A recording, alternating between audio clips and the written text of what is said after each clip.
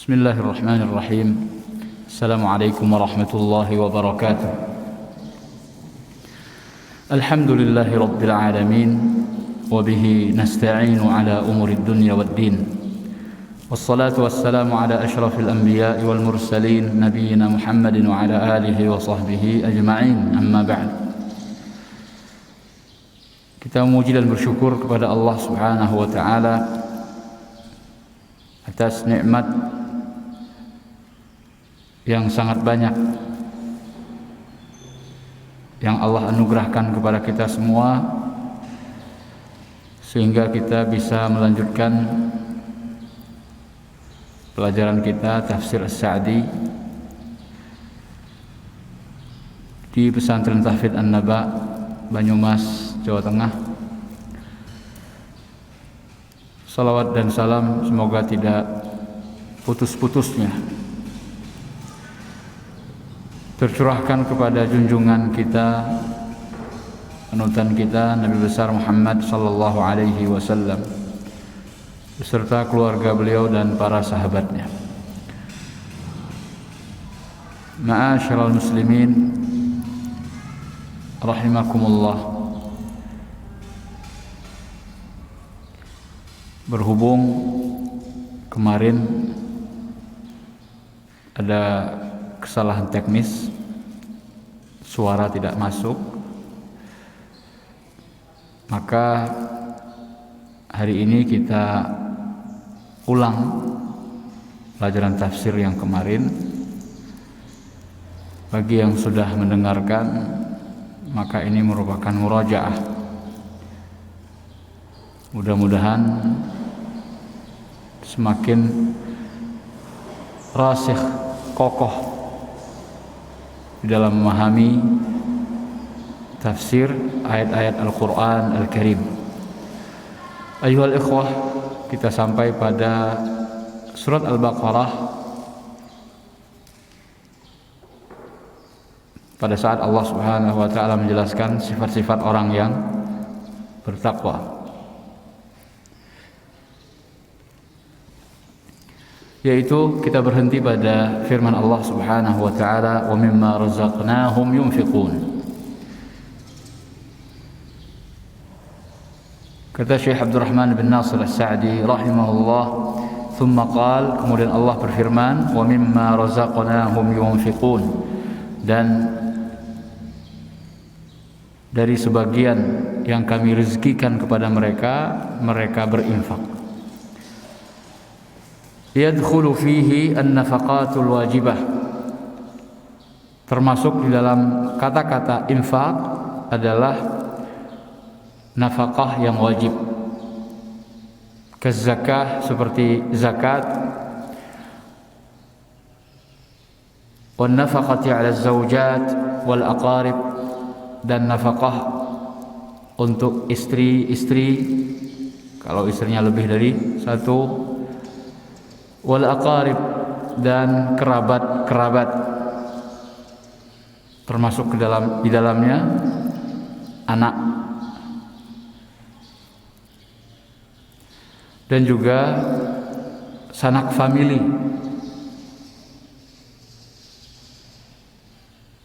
yang masih merupakan tanggungan kita, maka wajib bagi kita untuk memberi nafkah. Wal mamalik, dan hamba-hamba sahaya yang dimiliki. Kalau seandainya nanti suatu masa akan kembali dan timbul perbudakan, karena yang biasanya menimbulkan perbudakan itu adalah peperangan. Yang kalah perang tertawan, akhirnya menjadi budak. Nah, kalau seandainya ada memiliki budak, maka wajib bagi yang memiliki budak untuk memberikan nafkah. Wa nahwi dzalik, dan nafkah-nafkah yang semisal itu yang wajib. Kemarin kita sampaikan bahwa nafkah-nafkah yang wajib ini terbatas, lebih sedikit daripada nafkah yang jenis kedua. Wan nafaqatil mustahabbah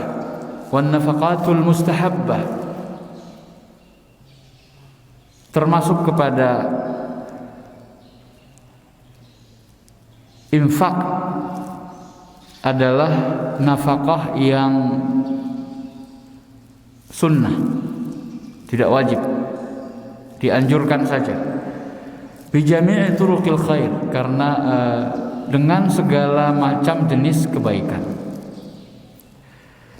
Walam yadhkuril munfaqa alaihim. Dalam ayat ini Allah Subhanahu wa taala tidak menyebutkan objek kepada siapa harta tersebut diinfaki. Likathrati asbabihi wa tanawwu'i ahli, karena banyaknya sebab-sebab orang mendapatkan sedekah dan bermacam-macamnya orang yang berhak untuk disedekahi, maka tidak perlu disebutkan karena saking banyaknya jalan-jalan kebaikan. Wa li'anna an-nafaqata min haitsu hiya qurbatun ila Allah, dan juga nafkah itu secara zatnya dia adalah salah satu bentuk pendekatan diri kepada Allah Subhanahu wa taala. Wa atabi min, Allah Subhanahu wa taala menggunakan lafaz min wa min ma wa mimma razaqnahum ad-dallati ala at-tab'id, yang menunjukkan makna sebagian. Liyunabbihahum annahu lam yurid minhum illa juz'an yasiran min amwalihim, untuk memberikan perhatian kepada mereka bahwa Allah tidak meminta kecuali bagian yang sedikit dari harta mereka. Kemarin kita contohkan zakat yang wajib pada harta, zakat emas, perak, uang, hanya 2,5%. Itu pun kalau mencapai nisab. Itu pun harus dimiliki tidak kurang dari 1 tahun. Harus sempurna haulnya. Hanya 1/40. Satu bagian dari 40 bagian harta kita. Masih berat juga untuk dikeluarkan. Ghaira dharrin lahum wala muthaqqil, tidak memberikan mudarat kepada mereka. Jadi satu bagian dari 40 bagian itu insya Allah tidak akan memberikan atau menjadikan seorang itu menjadi miskin gara-gara diambil satu bagian dari 40 bagian. Wala muthaqqil, dan juga tidak memberatkan. Bal yantafi'una hum bi infaqihi, bahkan justru sebaliknya, orang yang berinfak itu akan mendapatkan manfaat dari infaknya. Hartanya diberkahi, dia diberikan pahala. Wa yantafi'u bihi ikhwanuhum, dan saudara-saudaranya juga mendapatkan manfaat, sehingga akan tercipta keamanan sosial. Kalau kita mau berbagi, orang lain tidak akan hasad, tidak akan melakukan hal-hal yang tidak diinginkan terhadap harta kita, karena kita sudah menunaikan hak orang lain yang ada di dalam harta kita. Wa fi qawlihi razaqnahum, kemudian Syekh As-Sa'di memberikan faedah di dalam firman Allah razaqnahum, pada kata atau kalimat yang kami rizkikan kepada mereka. Isyaratun, di sana ada isyarah ila anna hadhihi al-amwal, bahwasanya harta-harta yang allati baina aydikum, yang ada di tangan kalian, laisat hasilatan biquwwatikum wa mulkikum, bukanlah merupakan hasil dari kekuatan kalian dan kekuasaan kalian. Wa innama hiya rizqullah, dia hanyalah berupa rizki dari Allah Subhanahu wa ta'ala, bukan karena kehebatan kalian, tapi semata-mata rizki dari Allah. Alladzi khawwalakum wa an'ama bihi 'alaikum, yang Allah berikan kepada kalian hak untuk mengolahnya. Allah beri kepada kalian sebagai nikmat untuk kalian. Fakama an'ama 'alaikum wa faddalakum 'ala katsirin min 'ibadihi, sebagaimana Dia Allah telah memberikan kalian nikmat dan melebihkan kalian dari yang lain. Fashkuru, maka syukurilah Dia, bersyukurlah kalian kepadanya. Bi ikhraj ba'd ma an'ama 'alaikum, dengan mengeluarkan sebagian dari yang Allah beri kepada kalian. Wa wasu ikhwanakum al-mu'damin, dan berbagilah, berempatilah, sama-sama merasakan, ikut merasakan penderitaan saudara-saudaramu yang juga karena takdir Allah disempitkan rezekinya, tidak diberikan sebagaimana engkau telah diberikan nikmat. Wa katsiran ma yajma'u ta'ala baina as-salati waz-zakah fil Qur'an, dan sangat banyak sekali Allah Subhanahu wa ta'ala menggandengkan antara salat dan zakat di dalam Al-Qur'an. Limadha? Kenapa? Lianna as-salata mutadamminatul ikhlas lil ma'bud, karena salat itu mengandung keikhlasan untuk zat yang disembah, yaitu Allah Subhanahu wa ta'ala. Waz zakah wan nafaqah mutadamminatul ihsan ala 'abidih, sedangkan zakat, nafkah, infak mengandung ihsan, berbuat baik kepada hamba-hambanya, hamba-hamba Allah, kepada sesama. Fa unwanu sa'adatil 'abdi ikhlasuhu lil ma'bud wa sa'yuhu fi naf'il khalq, dan ciri kebahagiaan dari seorang hamba adalah keikhlasannya kepada Rabb-nya, kepada yang dia sembah, dan usahanya untuk memberikan kemanfaatan kepada sesamanya. Kama anna unwana syaqawatil 'abdi 'adamu hadainil amrayn minhu, sebaliknya simbol kesengsaraan, tanda-tanda kesengsaraan seorang hamba adalah kalau dia tidak memiliki dua hal tersebut. Fala ikhlas wala ihsan, tidak ikhlas dan tidak ada ihsan. Kalau beribadah enggak ikhlas, dan dalam hubungannya sesama makhluk, sama manusia, tidak ada ihsan sama sekali.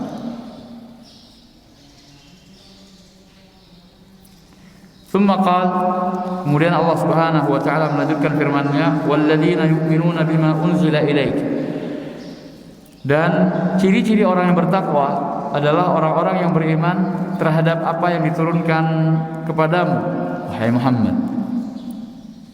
wa huwa al-Qur'an was sunnah. Syekh As-Sa'di menafsirkan apa yang diturunkan kepada Nabi kita Muhammad sallallahu alaihi wasallam, Al-Qur'an dan sunnah, dua hal. Jadi sunnah Nabi, hadis-hadis Nabi SAW ini juga merupakan wahyu. Juga merupakan wahyu. Karena Allah sendiri yang berfirman, "Wa ma yantiqu 'anil hawa," dan tidaklah dia berkata-kata dari hawa nafsunya. In huwa illa wahyu yuha. Tidaklah itu apa yang dia katakan, melainkan wahyu yang diwahyukan kepadanya. Qala ta'ala, beliau As-Sa'di membawakan dalil bahwasanya as-sunnah itu pun merupakan wahyu. Allah berfirman, "Wa anzalallahu 'alaikal kitaba wal hikmah." Dan Allah menurunkan kepadamu wahai Muhammad al-kitaba, Al-Qur'an, was-sunnah wal hikmata, dan hikmah. Kata para ulama tafsir, al-hikmah as-sunnah. Fal-muttaquna yu'minuna bi jami'i ma jaa'a bihi ar-rasul. Orang-orang yang bertakwa itu beriman kepada semua yang dibawa oleh Rasul tersebut.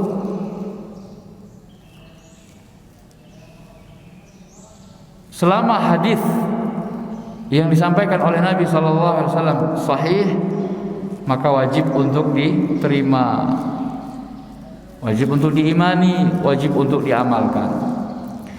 Wala yufarriquna baina ba'd ma unzila ilaihi. Orang yang bertakwa itu tidak membedakan antara sebagian apa yang diturunkan oleh Allah kepada Nabi sallallahu alaihi wasallam. Fayu'minuna bi ba'dihi wa la yu'minuna bi ba'dihi. Ada sebagian yang diimani, ada sebagian lagi tidak diimani. Ini bukan ciri orang bertakwa. Imma bijahdihi aw ta'wilihi.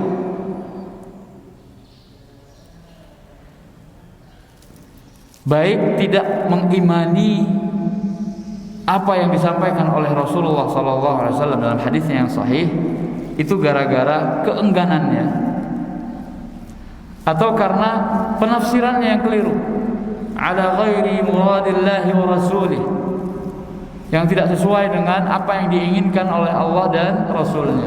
Banyak sekali. Dan itu berlaku bukan hanya pada hadis Nabi SAW. Salah penafsiran itu bukan hanya berlaku pada sunnah saja. Bahkan di dalam Al-Quran pun, kalau orang menafsirkan sesuka hatinya, maka akan terjadi penyimpangan.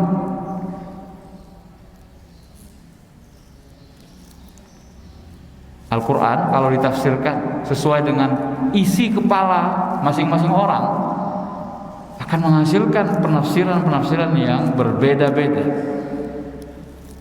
Nah, manakah penafsiran yang benar? Di antara penafsiran-penafsiran yang ada, kembalikan kepada ahlinya. Siapa ahlinya? Yaitu yang mendapatkan tafsir tersebut dari generasi ke generasi sampai kepada generasi yang penafsirannya direkomendasikan oleh Allah dan Rasulnya. Yang telah direkomendasikan tidak tersesat selama-lamanya, tidak menyimpang. Itulah penafsiran para sahabat. Karena mereka lah generasi di mana Al-Quran diturunkan dan hadis-hadis Rasulullah SAW mereka dengar langsung. Nabi hidup di zaman mereka, maka pantaslah mereka adalah orang yang paling paham, paling mengerti tentang maksud dan tujuan hadis Nabi SAW. Kama fa'ala dzalika man yaf'aluhu min al-mubtadi'ah, sebagaimana penafsiran yang keliru, penakwilan yang serampangan dan sembarangan itu dilakukan oleh sebagian orang-orang ahlul bid'ah. Kalau kata-kata ahlul bid'ah itu disebutkan, maka yang dimaksudkan adalah yang menyimpang dari akidah Ahlussunnah wal Jamaah. Karena kata-kata bid'ah itu pada mulanya muncul dalam rangka untuk atau sebagai lawan dari sunnah. Ahlus sunnah lawannya ahlul bid'ah. Ahlus sunnah adalah orang-orang yang mengikuti jalan para pendahulu mereka dari kalangan salafus salih. Itu ahlus sunnah. Yang menyelisihi mereka dalam masalah akidah, mereka lah yang disebut dengan ahlul bid'ah. Ketika ahlus sunnah meyakini bahwa Allah beristiwa di atas arsy, lalu kemudian ada sekelompok orang yang tidak percaya atau menolak nas tentang istiwa Allah di atas arsy, atau menolak ketinggian zat Allah di atas segala makhluknya, maka inilah yang disebut dengan ahlul bid'ah. Akidah ahlus sunnah meyakini, mengimani takdir dengan 4 maratibnya, dengan 4 konsekuensinya. Kalau orang mengatakan saya beriman kepada takdir, maka dia harus mengimani 4 unsur. Yang pertama, bahwasanya Allah mengilmui takdir tersebut. Allah sudah tahu. Yang kedua, Allah menghendaki takdir tersebut. Tidak mungkin sebuah takdir itu kecuali atas kehendak dan izin Allah. Yang ketiga, mengimani bahwa takdir tersebut telah ditulis oleh Allah.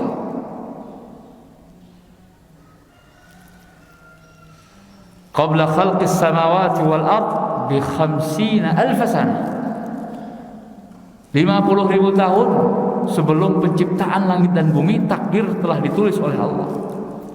Ini harus diimani, harus diyakini kalau betul beriman kepada takdir. Kemudian yang terakhir, yang keempat, dan disinilah banyak orang-orang terpeleset dan tergelincir dalam mengimani dan memahami takdir. Konsekuensi yang keempat, kalau beriman kepada takdir, maka seseorang harus beriman bahwa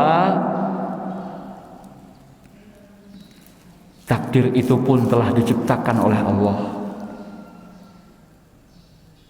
Perbuatan makhluk, kita nih makhluk, apa yang kita perbuat ini adalah ciptaan Allah. Karena Allah menciptakan zat, menciptakan sesuatu, juga bersama zat tersebut ada sifat-sifat, dan itu juga ciptaan Allah. Pergerakan tangan kita ke kanan dan kiri, nanti kita akan berbuat apa, itu merupakan ciptaan Allah. Disinilah letak kesesatan orang-orang Qadariyah. Orang Qadariyah tidak mengimani konsekuensi yang keempat. Mereka mengatakan perbuatan makhluk bukan ciptaan Allah. Lalu Ahlus Sunnah mengatakan, kalau bukan ciptaan Allah, ciptaan siapa? Orang-orang Qadariyah mengatakan manusia itu sendiri yang menciptakan perbuatannya. Berarti konsekuensinya ada pencipta selain Allah. Pemahaman yang menyimpang. Makanya Qadariyah termasuk ahlul bid'ah. Yang menyimpang dalam masalah akidah, itulah yang pertama sekali dikatakan sebagai ahlul bid'ah. Golongan yang mengatakan bahwa iman itu hanya pembenaran di dalam hati, nggak ada hubungannya dengan amal, tidak ada hubungannya dengan ketaatan dan kemaksiatan. Iman itu tetap, katanya, nggak berubah. Ini pemahaman yang keliru. Pemahaman dalam masalah akidah yang keliru, ahlul bid'ah. Namanya murji'ah. Mereka adalah golongan yang berseberangan dengan ahlu sunnah wal jamaah. Ahlu sunnah, bagaimana perkataan mereka tentang iman? Al-iman al-qaul wal amal. Iman itu adalah perkataan dan perbuatan, baik perkataan hati, perkataan lisan, maupun perbuatan anggota badan atau perbuatan hati. Semuanya masuk ke dalam iman. Yazid wa yanqus, bisa bertambah, bisa berkurang. Yazidu bi ta'atir rahman wa yanqusu bi ta'atis syaitan. Bertambah keimanan itu dengan taat kepada Allah, dan iman itu bisa berkurang gara-gara taat kepada syaitan. Yang menyimpang dari akidah itu ahlul bidah.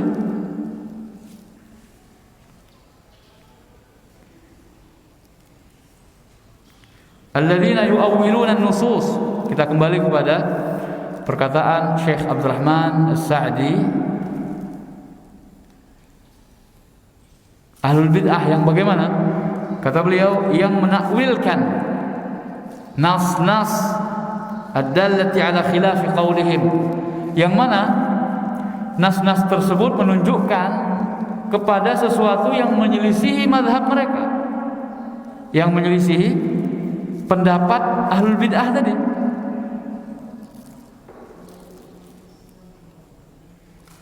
Jadi orang-orang ahlul bid'ah ini telah memiliki pemahaman yang rusak. Lalu dia berhadapan dengan nas-nas Quran, nas-nas hadis, yang mana nas-nas tersebut menunjukkan penyelisihannya terhadap mazhab mereka, pendapat yang rusak tadi. Nah, akhirnya apa? Akhirnya nas tersebut yang mereka preteli.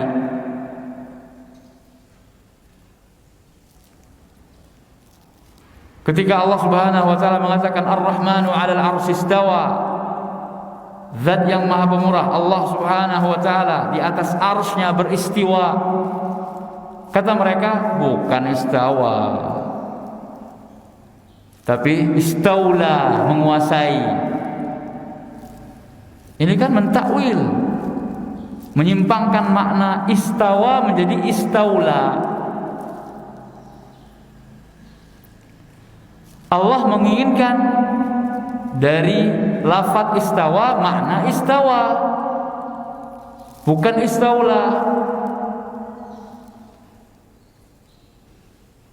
Nah, inilah gara-gara yang diinginkan oleh Allah istawa nggak sesuai dengan pendapat mereka, akhirnya ditakwil, disimpangkan, dicari makna yang lain.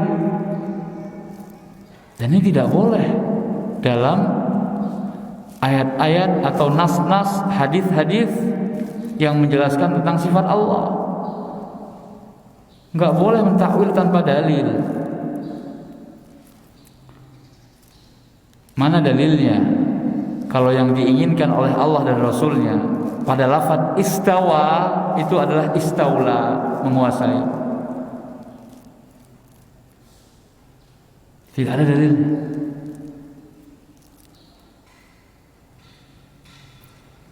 Maka kita tetapkan, Ahlus Sunnah wal Jamaah menetapkan apa yang ditetapkan oleh Allah sebagai sifatnya, tanpa menyerupakan sifat tersebut dengan sifat makhluk, tanpa membagaimanakan sifat tersebut, tanpa menafikan atau meniadakan sifat tersebut bagi Allah, dan tanpa menyimpangkan makna sifat tersebut kepada makna yang lain. Ini yang dalam bahasa tauhid asma wa sifat disebut dengan tanpa tasbih, tanpa takyif, tanpa ta'til, tanpa ta'wil. Nanti insyaallah ketika membahas tauhid asma wa sifat akan lebih detail lagi. Bima hasiluhu adamut tasdiq bima'naha, yang mana hasil akhirnya adalah mereka tidak mau membenarkan makna dari nas tersebut. Wa in saddaqu bilafziha, walaupun mereka membenarkan lafadznya. Lafaz Qur'annya mereka yakini itu Qur'annya seperti itu ngomongnya, atau firman Allah seperti itu, tetapi maknanya mereka cari sendiri, mereka otak-atik sendiri, ya sesuai dengan logika mereka. Falam yu'minu, apa kata Syekh? Falam yu'minu biha imanan haqiqiyan. Maka yang seperti ini itu belum beriman dengan keimanan yang hakiki. Maka kemarin kita simpulkan bahwa orang-orang yang tidak mengimani hadis Nabi SAW yang sahih, yang menjelaskan tentang atau mengkhabarkan tentang sifat-sifat Allah Subhanahu wa Ta'ala, pada dasarnya dan pada hakikatnya mereka belum beriman dengan keimanan yang hakiki. Kita mengatakan apa kemarin? Bagaimana bisa mengatakan saya beriman kepada Allah, tapi ada sifat-sifat Allah yang tidak saya imani, tidak saya percayai? Apa bisa dikatakan beriman? Beriman kepada Allah tentang apanya? Tentang kalau Allah itu ada. Orang kafir pun mengatakan ada zat yang maha kuasa, yang mengatur alam semesta. Mereka orang-orang kafir percaya kalau Allah itu ada. Hanya saja penamaan mereka yang berbeda-beda. Ya. Lalu apa yang membedakan keimanan kita orang Islam terhadap Allah Subhanahu wa Ta'ala dengan keimanan orang-orang kafir? Salah satu yang membedakan adalah dalam masalah tauhid asma wa sifat.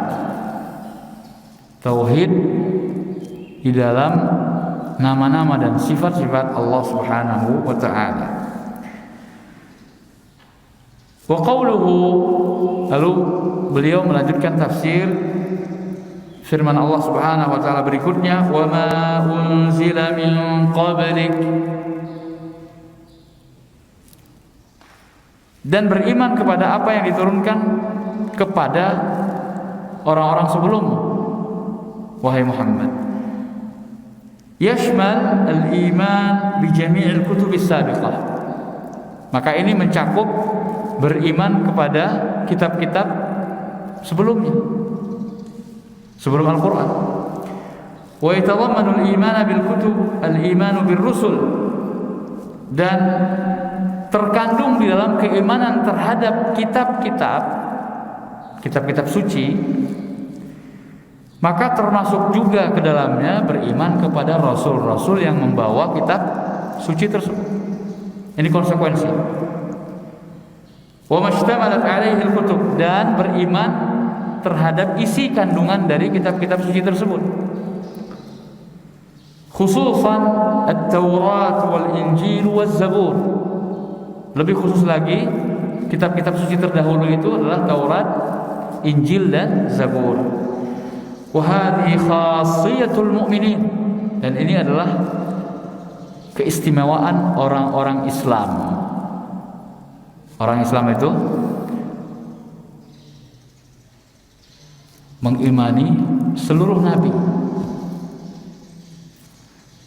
semua rasul yang pernah diutus oleh Allah. Berbeda dengan umat-umat sebelum kita. Mereka ada yang membunuh para nabi. Nabi Zakaria, Nabi Yahya dibunuh.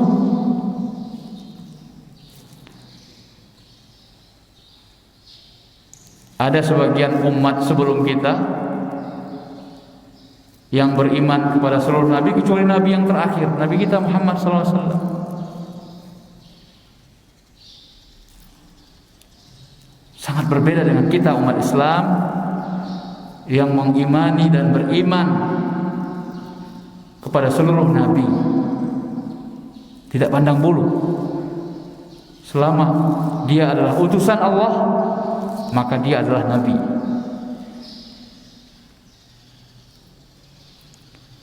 Yu'minuna bil kutubis samawiyyati kulliha.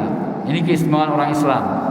Beriman kepada seluruh kitab langit yang pernah diturunkan oleh Allah Subhanahu wa taala. Wa bi jami'ir rusul, dan beriman kepada semua rasul. Fala yufarriquna baina ahadin minhum. Kaum muslimin, orang Islam itu tidak membedakan antara para nabi. Semuanya sama utusan Allah. Semua nabi dan rasul itu orang-orang maksum, terjaga dan terpelihara dari dosa. Artinya apa? Kalaupun berbuat dosa atau kesalahan, pasti ditegur dan diperingatkan oleh Allah Subhanahu wa taala. Para nabi berbuat salah, tapi langsung ditegur oleh Allah. Seperti kesalahan Nabi Yunus yang akhirnya sampai ditelan ikan besar.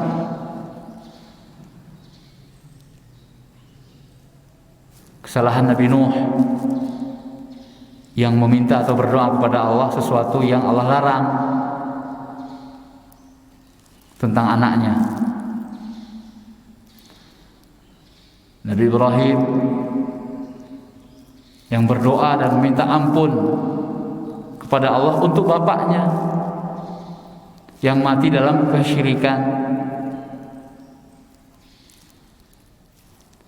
Ditegur. Nabi SAW bermuka masam terhadap sahabatnya yang buta. Gara-gara pada waktu itu Rasulullah SAW sedang menghadapi tokoh-tokoh Quraisy. Dan ini dibenarkan, memberikan perhatian yang lebih kepada tokoh-tokoh. Tapi tatkala ada orang yang datang dalam rangka untuk belajar Islam, harus dihadapi dengan baik, enggak boleh bermuka masam. Ditegur oleh Allah, abasa wa tawalla an ja'ahul a'ma. Subhanallah. Umat Islam meyakini dan beriman bahwasanya para nabi dan rasul semuanya adalah maksum, dipelihara oleh Allah Subhanahu wa taala. Tsumma qala, kemudian Allah berfirman, wa bil akhirati hum yuqinun, dan terhadap akhirat mereka orang-orang bertakwa itu sangat yakin.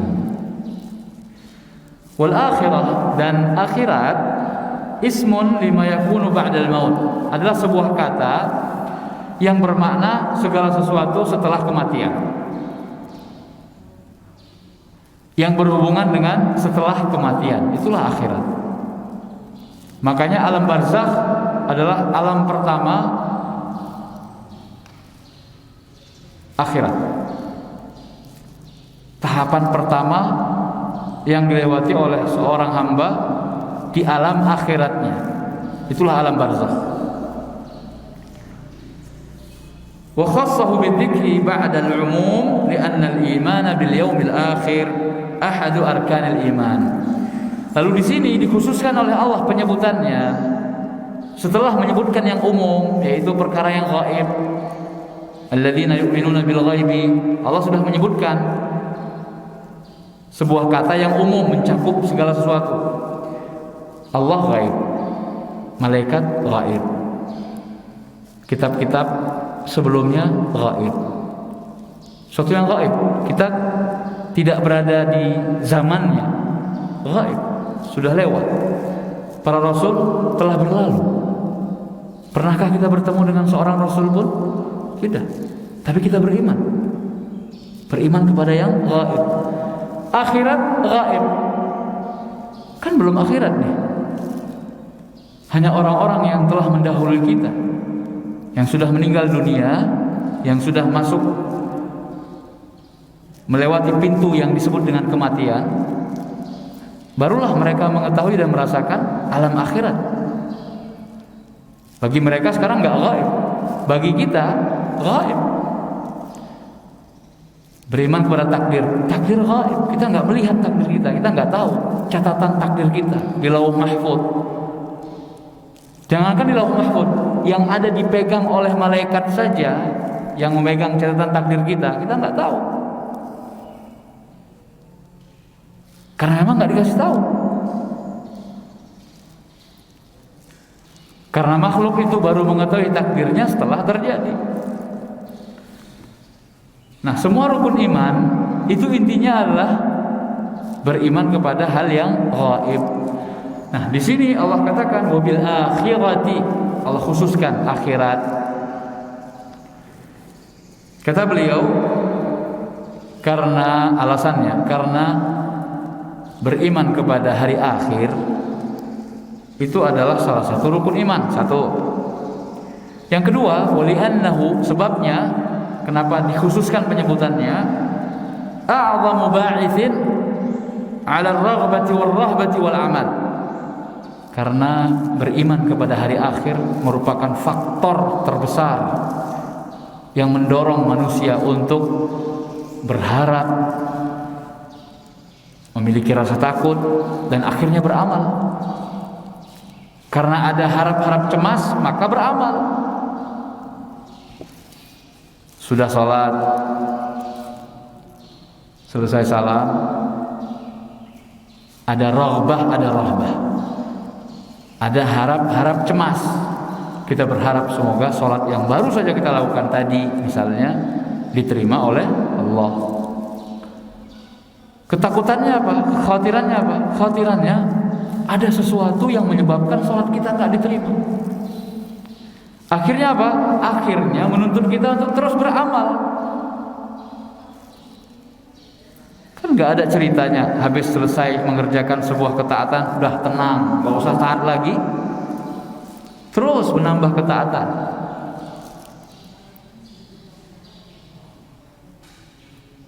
Karena kita tidak tahu dan tidak ada yang mengetahui dengan amal apa kita masuk surga. Karena tidak ada satupun yang bisa menjamin kalau amal yang telah kita lakukan itu diterima oleh Allah. Nabi Ibrahim dan Nabi Ismail saja setelah melakukan ibadah ketaatan yang terbesar, membangun Ka'bah, beliau berdoa kepada Allah, Rabbana taqabbal minna innaka antas samiul alim. Wahai Tuhan kami, terimalah dari kami. Taqabbal minna. Berharap dan memiliki rasa takut yang besar kalau amalnya tidak diterima oleh Allah. Maka begitu pula kita hendaknya selalu ar-raghbah war-rahbah thumma al-amal mustamir, berkelanjutan amal tersebut hatta ya'tiyana al-yaqin, sampai datang kepada kita al-maut. Idza jaa al-maut khalas, kalau kematian sudah datang maka selesai sudah.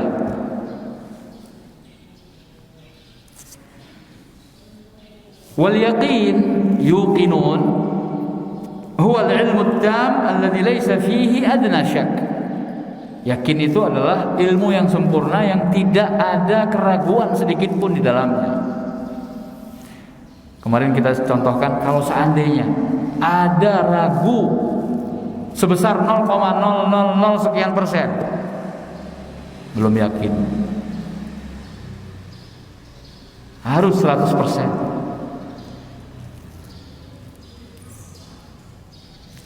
Contohnya ketika kita kalau seandainya menemukan dan mendapatkan fitnah Dajjal di akhir zaman, di mana Dajjal di antara fitnah atau ujiannya adalah di tangan kanannya surga, di tangan kirinya neraka.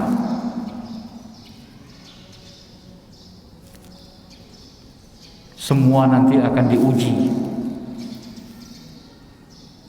Karena tidak ada satu tempat pun di muka bumi ini kecuali akan dimasuki oleh Dajjal, kecuali Makkah dan Madinah.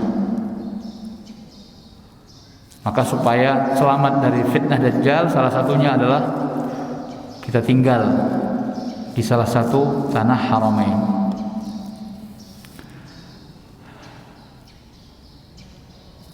Dajjal mengatakan, mau surgaku atau nerakaku?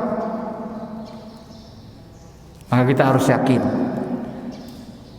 kalau yang sebenarnya adalah kebalikannya. Di tangan kanan Dajjal itu adalah neraka Allah, sedangkan di tangan kiri Dajjal atau yang dia gambarkan sebagai nerakanya Dajjal, ketahuilah dan yakinlah kalau itu adalah surga Allah Subhanahu wa ta'ala. Makanya nanti kalau kita disuruh cemplung, kamu ikut saya, akui saya sebagai Tuhan atau tidak? Kalau kamu mengakui, masuk surgaku. Kalau tidak, nyemplung ke nerakaku. Kita yang mengetahui ilmu tentang Dajjal,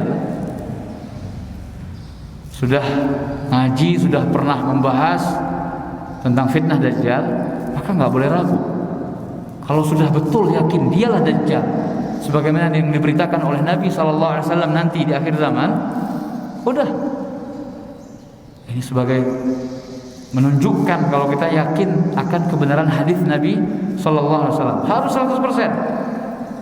Jangan ragu. Kalau kita nggak mampu melawan Dajjal karena dia banyak tentaranya, dan kita tertawan kemudian kita diuji ikut dia atau tidak, jangan ikut dia. Walaupun konsekuensinya harus nyemplung ke nerakanya Dajjal. Dalam sebuah riwayat dikatakan dia memiliki ibarat sungai atau sesuatu yang nampak oleh mata kita, api yang menyala-nyala.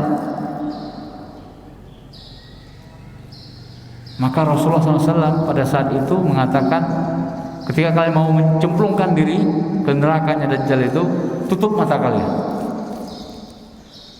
Ini salah satu usaha untuk menghindarkan diri dari kemungkinan ragu-ragu itu akan masuk ke dalam hati kita.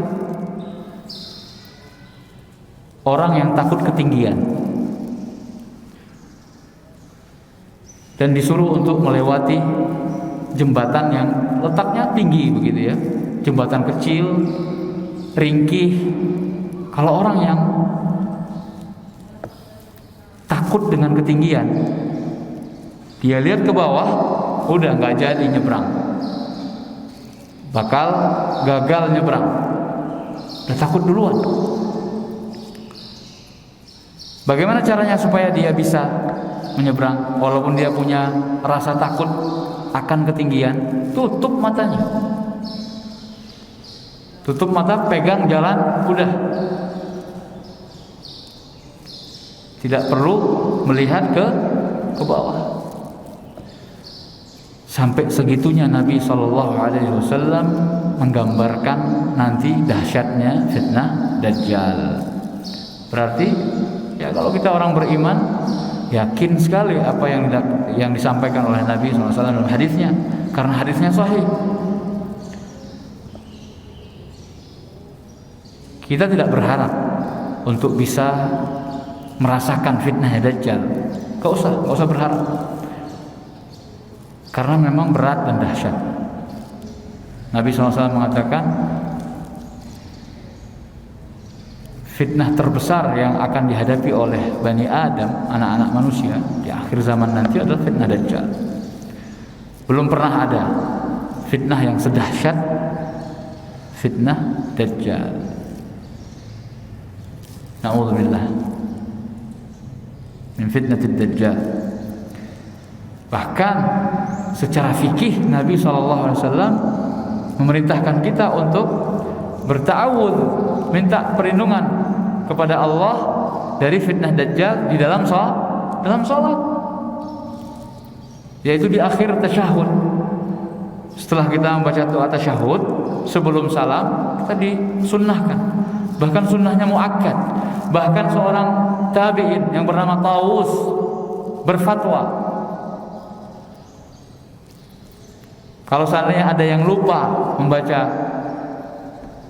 doa yang berisi 4 perlindungan, ya, perlindungan dari neraka jahanam, adab kubur, fitnah kehidupan dan kematian, serta fitnah dajjal. Lupa, maka kata beliau, ulang sholatnya. Ini fatwa agak keras, walaupun yang lebih rajih kalau lupa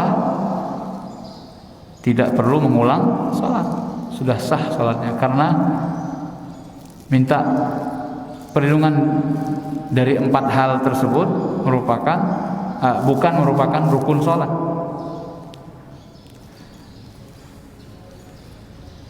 Nah, apakah sudah sedemikian rupa, sebegitunya Nabi SAW mengajarkan kita dan mengabarkan kepada kita tentang fitnah Dajjal, lalu kita katakan Dajjal itu cuma rumus, cuma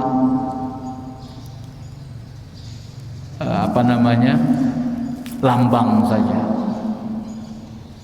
tidak ada hakikatnya. Dajjal itu adalah Amerika, Dajjal itu adalah penguasa adidaya, negara adidaya, dan lain sebagainya. Dajjal itu Zionis dan lain sebagainya. Pengikut Dajjal, iya, orang-orang Yahudi. Ya, ini penjelasan tadi tentang keyakinan, ya. Tidak boleh ragu sedikit pun. Wal mujibu lil amal, dan keyakinan itulah yang menyebabkan orang terdorong untuk beramal. Ulaika ay al-mawsufun bitilka sifatil hamidah. Mereka itu yang disifati dengan sifat-sifat yang terpuji tadi, ala hudan min rabbihim, di atas petunjuk dari Tuhan mereka. Ay ala hudan azim. Maksudnya di atas petunjuk yang agung. Lianna at-tankira lit-ta'zim. Kata beliau Sa'di, karena salah satu fungsi isim dinakirahkan adalah untuk mengagungkan sesuatu tersebut. Hudan, bukan al-huda,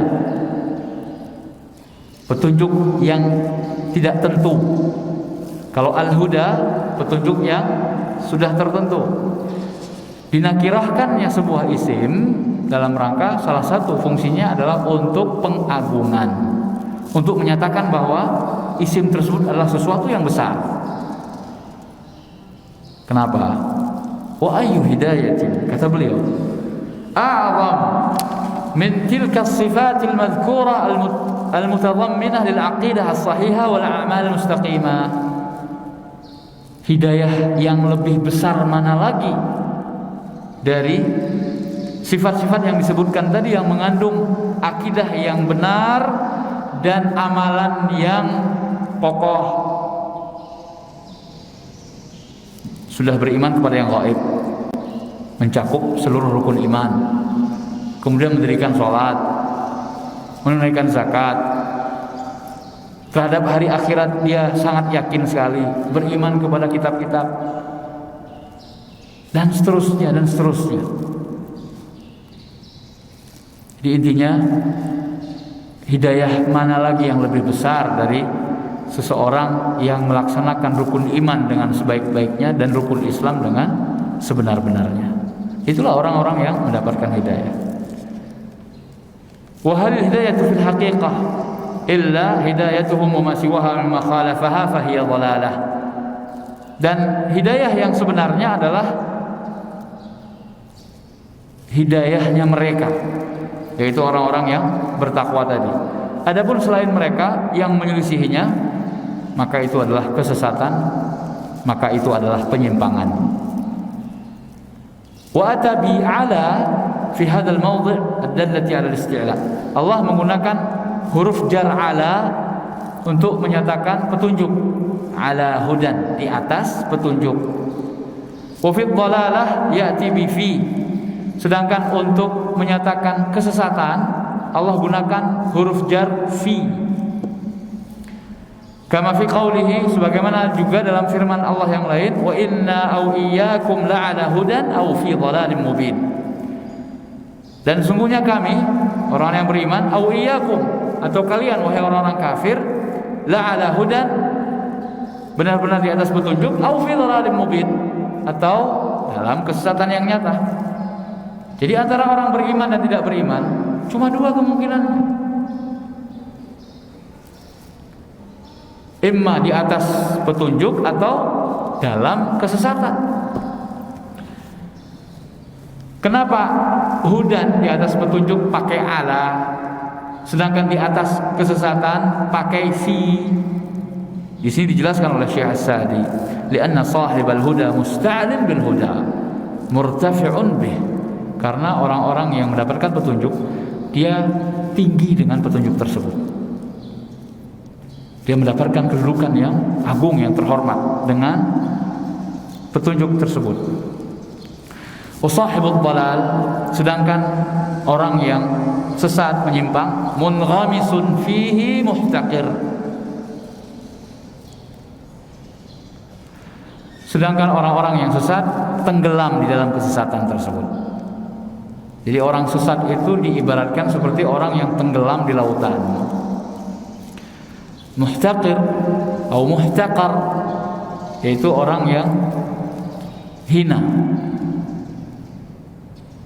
Thumma qal, kemudian Allah Subhanahu wa taala berfirman, wa ulaika humul muflihun, dan merekalah orang-orang yang sukses, orang-orang yang beruntung. Wal falah, apa arti falah? Huwa al-fawzu bil matlub wan najatu minal marhub, yaitu mendapatkan apa yang diinginkan dan selamat dari apa yang dikhawatirkan. Inilah falah al-haqiqi. Hasal al-falah fihim, Allah Subhanahu wa taala membatasi kesuksesan, keberuntungan itu hanya pada mereka, yaitu orang-orang yang bertakwa. Li'annahu la sabila ilal falah illa bisuluki sabilihim. Karena tidak ada jalan untuk mendapatkan keberuntungan kecuali mengikuti jalan mereka. Kemarin kita katakan, kalau kita ingin selamat, maka ikutilah jalan orang-orang yang sudah direkomendasikan keselamatannya, sudah dijamin dan dipastikan keselamatannya.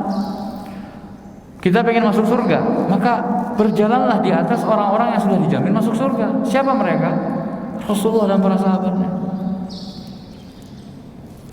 Adakah yang lebih baik yang nanti masuk surga selain Rasulullah dan para sahabatnya?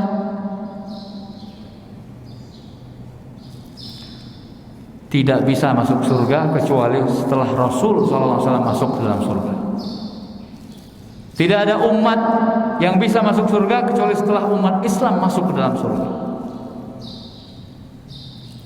Kita harus yakin itu. Ini keimanan kita.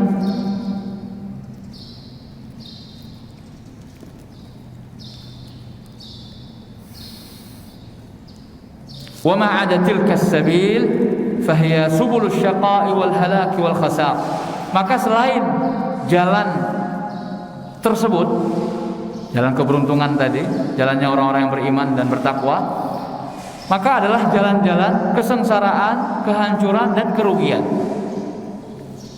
Allati tufdhi bisalikiha ilal halak, yang dapat menghantarkan bagi orang yang berjalan di atas jalan-jalan yang banyak tadi, yang sesat tadi, akan dihantarkan kepada kehancuran, cepat atau lambat. Orang ahlul bid'ah yang menyimpang dari ahlus sunnah, cepat atau lambat dia akan binasa, dia akan hancur.